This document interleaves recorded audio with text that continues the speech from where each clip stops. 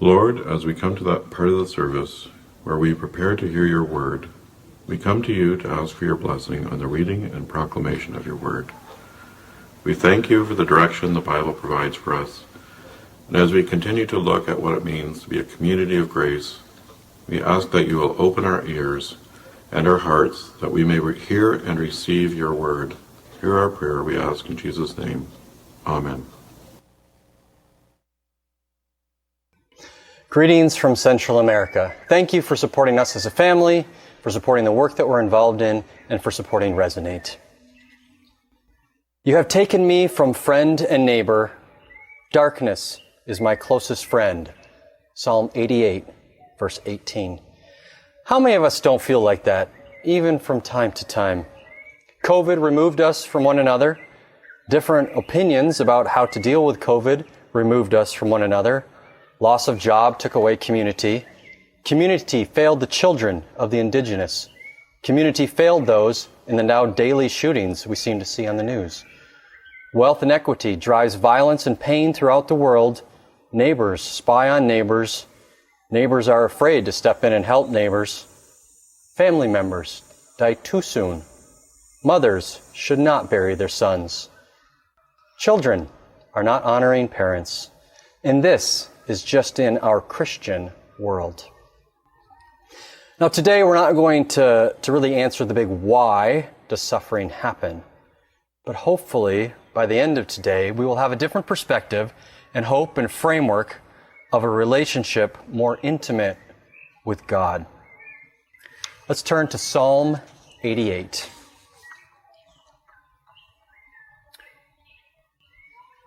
Lord, you are the God who saves me. Day and night I cry out to you. May my prayer come before you. Turn your ear to my cry. I am overwhelmed with troubles, and my life draws near to death. I am counted among those who go down to the pit. I am like one without strength. I am set apart with the dead, like the slain who lie in the grave, whom you remember no more, who are cut off from your care. You have put me in the lowest pit, in the darkest depths. Your wrath lies heavily on me. You have overwhelmed me with all of your waves.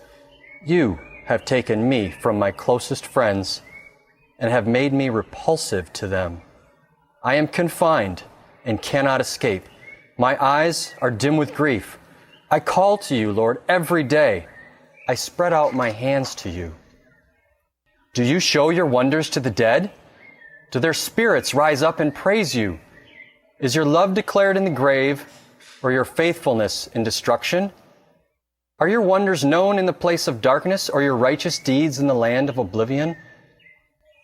But I cry to you for help, Lord. In the morning my prayer comes before you.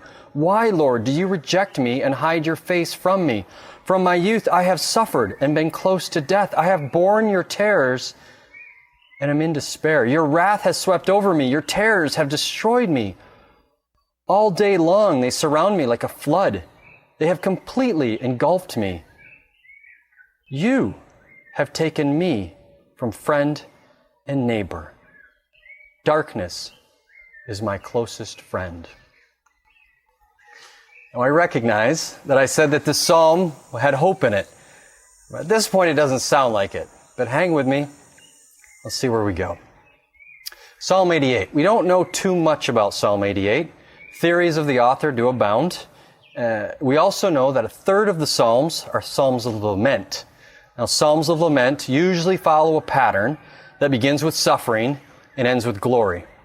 Usually these Psalms start on a negative complaining note, but they end on a positive faith-filled note. Psalm 88 does not end in hope. Now, the process of lament that we just read through one example is really quite simple. It's complaint, a passionate complaint to God. And I encourage you at some point to try it at home if you have something you'd like to complain to God about. What else do we know about these Psalms in this Psalm? We know that the Psalms were compiled during dark times in their history. We know that during the 400 years between Malachi and John the Baptist, the Psalms were brought together. It was during those 400 years when God seemed silent to his people.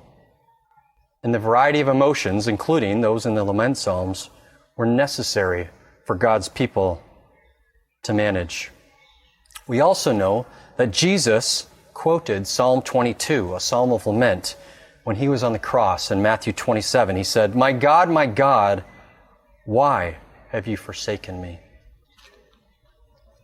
With some of that introduction, what does this psalm tell us? 1. God invites us to express our suffering. When we feel like darkness is our closest friend, I propose that Psalm 88 is the antidote that we need to temper our desire to live in what I would call the Revelation 21 moment. Revelation 21 says, "Then I saw a new heaven and a new earth, for the first heaven and the first earth had passed away, and there was no longer any sea. I saw the holy city, a new Jerusalem, coming down out of heaven from God, prepared as a bride, beautifully dressed for her husband. And I heard a loud voice from the throne saying, 'Look, God's dwelling place is now among the people, and he will dwell with them. They will be his people, and God himself will be with them and be their God. He will wipe every tear from their eyes. There will be no more death or mourning or crying or pain, for the old order of things has passed away.'" Psalm 88 is necessary for us to get to Revelation 21. Let me give you an example. This past week, I was talking with a pastor friend of mine in El Salvador, and he was sharing with me that after the lockdowns over the past year, less people are coming to church. They have realized that what they were getting from church is just not needed anymore. They still hope for that future in Revelation 21, but the local church doesn't seem to have a role in helping them get there. Now, one reason is that the church had been a player in the public good. They had been promoting job creation in parks and just good things. But over the past year, a lot of that has now been taken over by the government. Another reason is that this beautiful, prosperous future of Revelation 21 just doesn't seem real anymore to people. So many people have fallen victim to job loss, illness, death, and violence in their communities. The church needs to be involved in parks and public good and job creation, but Psalm 88 invites us to be in the middle of the mess of violence, racism, migration, and death, not just trying to effect change, but also using what I think might be our secret weapon, lament.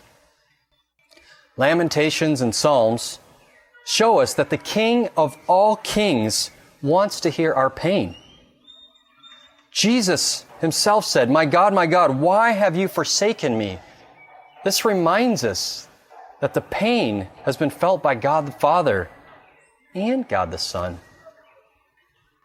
As a church, we can't point to the beautiful future of Revelation 21 without owning the reality of pain and suffering that exists now.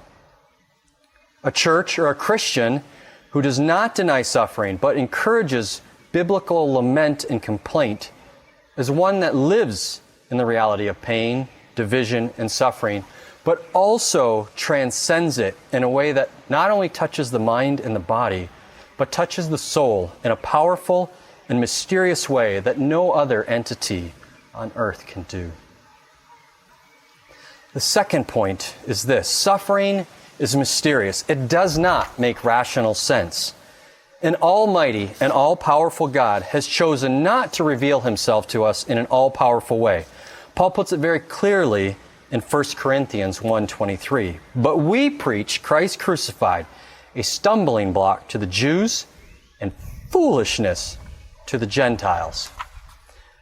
Our top theologians have given us rational answers for the necessity of the cross over the centuries. But at the end of the day, it is foolishness. God has chosen to reveal himself to us through illogical ways that subvert logical power structures. There's an example from Nicaragua I'd like to share. In Nicaragua, there's a famous story called El Guguense. It's so famous, it's even been honored by the United Nations. It's set in the 1700s when the Spaniards ruled Latin America in a very unjust way. Now, there was an old mestizo peddler, a commerce man who traveled the country. And a mestizo is somebody who was a mixture of blood between the Spanish ruling class and the indigenous working or slave class. And he didn't have any extra money, and he traveled the country with his 2 sons, buying and selling merchandise. And he comes up to the Spanish governor, who is seeking to charge the Gogwense a tax, an unjust tax.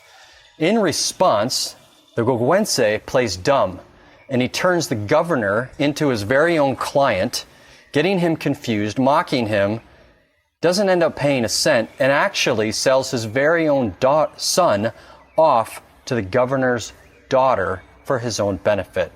Now, Nicaraguans love this story. It highlights the injustice that they have lived with over the years and how those who have oppressed have tricked the oppressors. It's got a hopeful end. And there is debate even in Nicaragua whether or not the Gogwense, the poor mestizo man, is vulgar, irresponsible, and a cunning liar, or is he an astute, roguish rebel against authority like Robin Hood? Now, for our purposes today, I would like to suggest that this Gogwense ability to mock and defeat the powers that be is an analogy of a cosmic battle between God and the devil. It appears to us that the devil is winning, but we know that the devil is not. This story helps us make sense of something that doesn't make sense. As the church loses traditional power that it once had in society, perhaps we are being forced into a healthier and more real position, aligning with this power of underneath that God has always worked. The third point today I'd like to share with you is that with deep suffering comes deep love. It draws us close to God, and there's beauty in it. Can there be good without evil? Can there be love without pain? The philosophers among us like to discuss these points, but we know it's true in our own hearts that we experience love through pain. When we fall down and skin our knee, or spouse dies, or other bad things happen, those who come alongside us create a bond of love that's hard to sometimes explain. When a group of people go through a painful crisis, they exit that with a bond of love and caring that can't be rationalized. In Matthew 5, Jesus said, "Blessed are the poor in spirit. Blessed are those who mourn." How can that be? There's some mysterious beauty that comes from this pain and suffering. A third example, also from Nicaragua. Last November, you prayed during and gave after 2 record-breaking hurricanes hit the east coast of Nicaragua. What was there was destroyed and frankly gone in most places. Our primary response as Resonate was one of listening, of helping people express their feelings of being abandoned by God, of helping them articulate that darkness was their closest friend. Now, one poor gentleman who had lost everything was sharing that he was thankful for food and clothing and other physical relief. But as he started to cry, he shared that he felt most cared for, most close to God, when he had the chance to share how he was, how he felt. Nobody had been asking him that question. The Bible tells us that Jesus and the Spirit are with us. We know that Jesus and God suffered. They walk with us and they understand us. Let's not push that gift away. In conclusion, Psalm 88 is unique in many ways. I don't think it really helps us understand why suffering happens. But I do wonder if it helps us see suffering as something that we don't do alone, that God invites us to express our feelings to Him, and that there is mystery in suffering, but there can be deep love with God. Some refer to this book as the most hopeless psalm in the Bible. I wonder if it might just be the most hopeful for our times. It invites us to share with God that we just don't get it. It reminds us that God's ways can seem foolish to us, and it reminds us that Jesus suffered with us.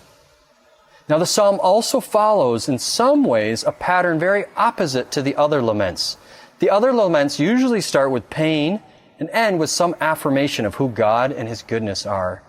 This psalm ends, "Darkness as my closest friend," but it starts with a very powerful truth statement. "O Lord, the God who saves me." God encourages us to lament, to complain. He gives us a framework and examples on how to do it.